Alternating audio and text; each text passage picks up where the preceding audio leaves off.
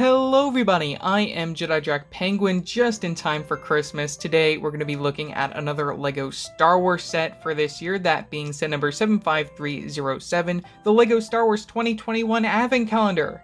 This set includes 335 pieces and retails for $39.99 when it released September 1st of 2021. Now this is the very first LEGO Star Wars Advent Calendars to be solely based off a single property, that being The Mandalorian, which is pretty crazy. Right off the bat, the thing that I have to say about this Advent Calendar, the main attraction definitely has to be the exclusive version of Mando and the Child. Otherwise, the other figures aren't too exciting, but we're going to look at them anyways, as well as all of the other builds, which you can see a little bit better from the back. Some of the builds that are included based off Season 1 and Season 2 of The Mandalorian. I did also want to note that some of these builds I may not know exactly what they are, and that I will be conducting this video slightly different than many of my other Advent Calendar reviews that I've done in the past.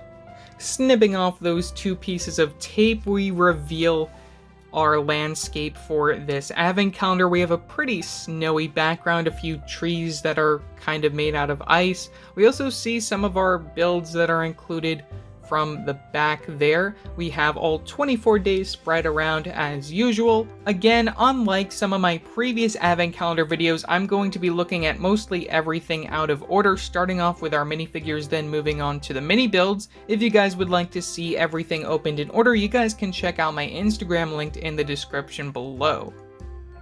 Getting right into our minifigure selection, first we have the Mandalorian. Now this version of the Mandalorian is exclusive due to the torso print, which features this extra scarf added there. You can take a look at the print from the front and the back of the torso. The arms should be the same that we've been seeing all summer for all the other different versions of the Mandalorian.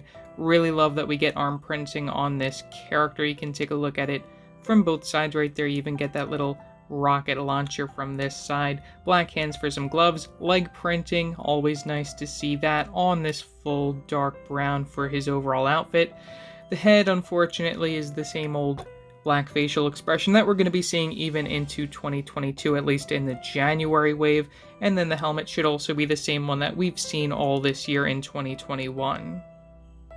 And for our other exclusive minifigure, we have Grogu Baby Yoda rocking a brand new onesie, again with the little scarf just like Mando, and we also have a little bit of a festive design also from the front of his torso. You can take a look, we get the dual molding for the sand green for the hands, and the headpiece should be the same exact one that we saw all the way back in 2019, so that's nothing really too special. Overall, a very nice, cute addition to this set, and we also get another accessory which we'll take a look at right now. And along with Grogu, we also get another under the neck accessory that you can give to pretty much any other minifigure that you want of this little baby carrier, where you can easily just plop Grogu right in there and have him safely secured with Mando. Moving on to our not so exciting minifigures, our repeats in this set, we have a Tusken Raider who is not exclusive, coming in a number of other Star Wars sets over the last few years. We get some leg printing leading up to the belt piece up to the main torso. We get a little bit of nougat for those hands right there. And take a look at the back printing, and we get a custom molded head, which also happens to have the dual molding for those little pins sticking out right there in that silvery color. Overall, a decent figure, though one that isn't really too desirable. One of two minifigures coming right out of the Razor Crest, we have IG-11, who includes an exclusive print right there on that cylinder piece. Overall, we get a pretty basic build-up that you would normally see for a battle droid, but in this dark gray where we have the legs, and then one straight arm and one curved arm. From the very back, you get a stud where you can also connect this clip piece that allows you to also put a gun there, which we get a few extra guns within our builds from previous days.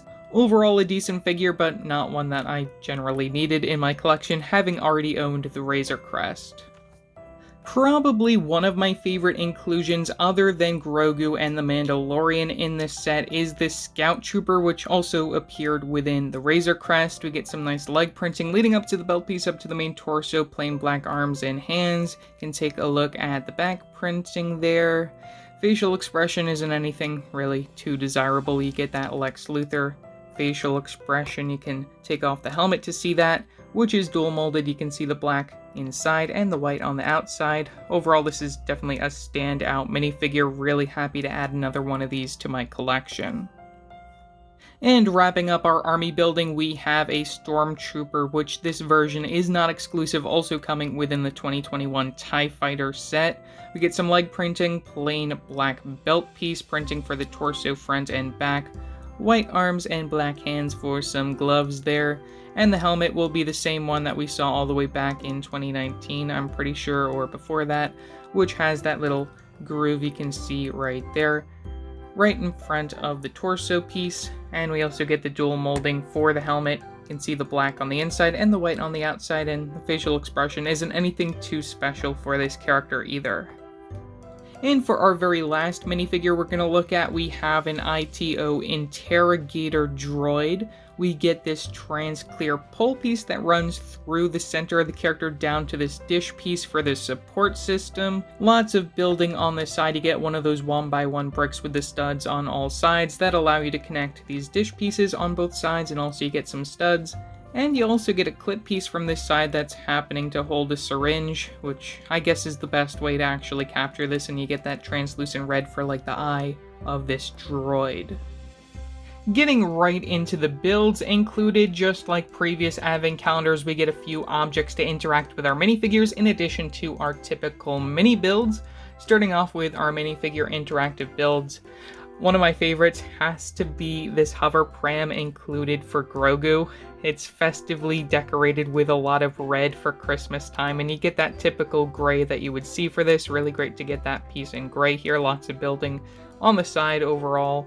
And then you get a jumper plate right there in the middle, so you can plop Grogu right inside there. And there you go, you have Baby Yoda within his little pram. Really adorable, really great that we got this as a build included. A small build for our Scout Trooper, we get this snow speeder for some reason, even though it should just be a regular speeder bike, I suppose. We get a lot of white to represent a more snow speeder build. You get your studs to sit your minifigure on. We get the controls, which your minifigure can actually not even hold on to, and really the big thing that I think is missing for this particular build is something trans-clear to put underneath it, so then it looks like it's levitating. Of course, you can plop your minifigure inside, as I mentioned. Here you go.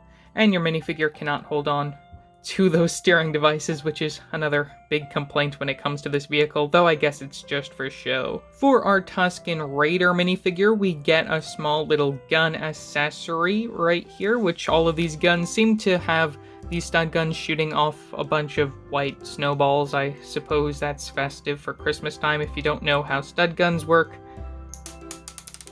you shoot it off into the distance, never to be found again, and you get a few extras within the extra pieces. This is meant to represent the ballista that we saw in the very beginning of Season 2. At least I'm pretty sure that's what it's supposed to represent, because we have these parts that are jutting out from the side, which use these spike pieces, which are nice to get in that tan color. You get a small little control system from the very back, where you can actually have your minifigure hold on to it if you want to. And there you go, you have your sand person holding on to the weapon. And just like our sand person, we get a weapon for our Stormtrooper minifigure, which this I really love the build for the gun. Really the only thing that I would do is remove the stud gun from the very top, and I think it looks even better like that.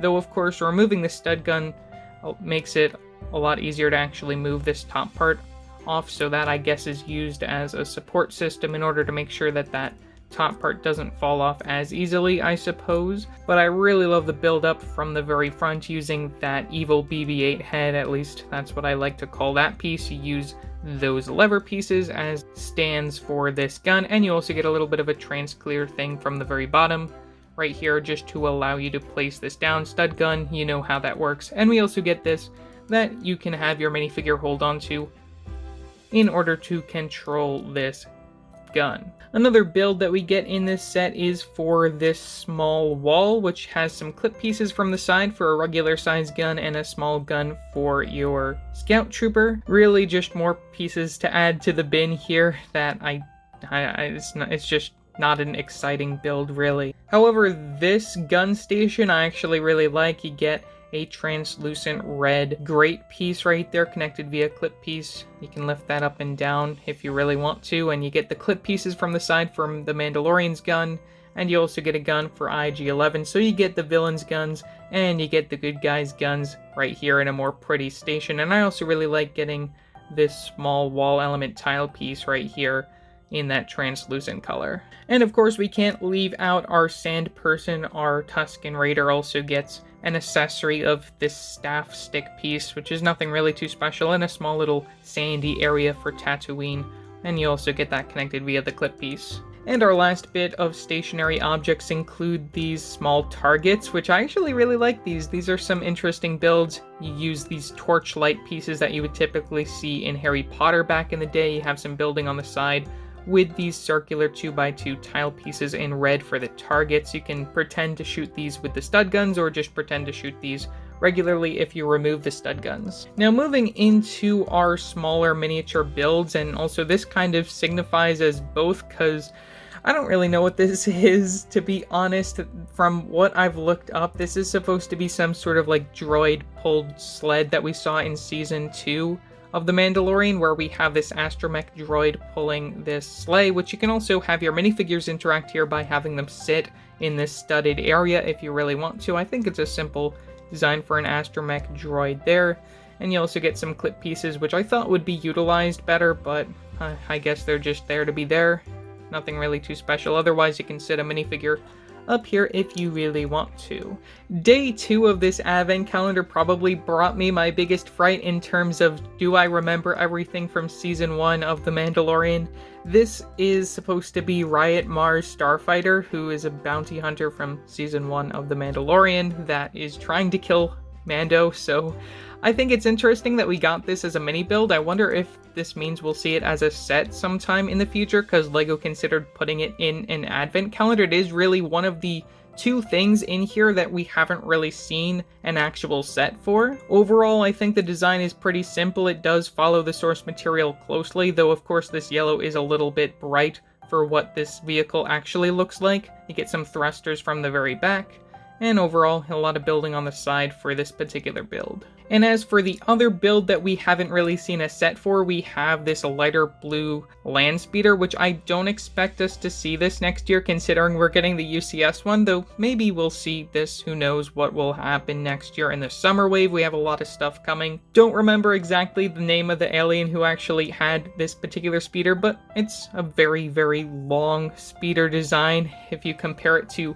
other vehicles, I don't really care for the size comparison here, but I guess LEGO did a pretty nice job. It does look like how it is supposed to look. And bringing our Razor Crest right back, this is the second time that we're getting a miniature Razor Crest within an advent calendar. I think it's an overall decent build this time around. We use these pieces as the guns from the side. You can see the thrusters also from the side. We're using a lot of building on the side. You get a few tile pieces from the top to round it out, in addition to a small cheese slope right there in that translucent color for the windshield area. Overall, pretty decent build for the Razor Crest. Would love to see them do a UCS version one day. A miniature recreation of one of my favorite vehicles from the summer wave, we have the Imperial Troop Transporter. We have some building on this side here just to get some of the angles done. Really like getting those gold bar pieces in non-gold. You have a gun from the very top using the same piece that we saw for guns on the Razor Crest. And again, just a lot of building on the side to get this all completed. Another set from the summer wave recreated in miniature, we have Moff Gideon's Cruiser, which is probably one of my favorite mini builds to date from the LEGO Star Wars Advent calendars, because I think it was really well done. A lot of building on the side, and also using those cheese slope pieces right there in between, I think really worked. And you also have this connection, which I really liked, the stamp piece connection to that building on the side. I think it really worked to recreate this all together. You get the thrusters from the very back, and you also get the main bridge from the very top, and a lot of building on the side just to get a lot of the angles done for this particular vehicle. and you also get a tile piece from underneath to cover up the remaining studs. Moving on to the more typical builds that we see in these LEGO Star Wars Advent calendars, we have the Slave One, which uses a lot of building on the side, just like a lot of these other builds. Though, of course, I really like how this turned out. You can flip these little pieces here in order to put it in a landing or flying position. We use the same kind of guns that we saw for the Razor Crest down here, which really works for this. You can take a look at the back. A lot of brown and a lot of the bright green being used for this particular rendition. Overall, don't think they could do any better. Love the stamp piece connection there. Again, it's just a really decent small miniature version, and it captures it really well. As per usual, we'll be seeing another TIE fighter in this Advent calendar where we have that translucent piece from the front for the cockpit. And of course, you have these angular wings, which are very nicely done right there. Lots of building on the side on that 1x1 brick with the studs all over. And for our very last build included, we have Luke Skywalker's X-Wing from the finale of Season 2. You can tell that this is Luke Skywalker's X-Wing only because we have that blue stud to represent R2-D2. At least that's what I'm pretty sure this is supposed to represent, Luke Skywalker's X-Wing. Overall, it's a pretty decent, easy build right there. You get the clip piece connections for the wings, and you also get those lightsaber handle pieces for like the guns on the very edge. Lots of building on the side for this. You can take a look at it all over, really well done. Though they have done better in the past, I'm pretty sure. So overall, for $40, is this set worth it? I mean, compared to the two other licensed Advent calendars that I've reviewed this year, this one has to be probably my least favorite. You only get 2 exclusive minifigures here. You get an exclusive version of Mando and an exclusive version of Grogu. The army building factor is fine here, where you get an extra one of those stormtroopers and an extra scout trooper. The Tusken Raider I don't really care for. IG-11 I already have, and Probe Droid I don't really even count as a minifigure, though I did include it within the selection. The mini builds are exciting. They are definitely some of the better builds out of all of the Advent calendars for this year. You get a lot of building experience in here as opposed to the Harry Potter or the Marvel one. Though really it comes down to the fact that a lot of the builds here just aren't really too exciting, and you can't really even use these outside of this particular situation. The Marvel Advent Calendar has the Infinity Gauntlet. You can use that outside of the situation. Harry Potter has a lot of stuff for Diagon Alley, in addition to numerous exclusive prints, which you can use outside of the situation. In here, really, the main stars have to be the minifigures, and, you know, the builds just are more parts to add to the bin. So yeah, that's pretty much all that I have to say for this video. Leave your thoughts down in the comment section below, what your thoughts are on this set. Also remember to like and subscribe and hit that bell icon so every time I upload a new video. So yeah, that's it for now, and I will see you next time. Bye!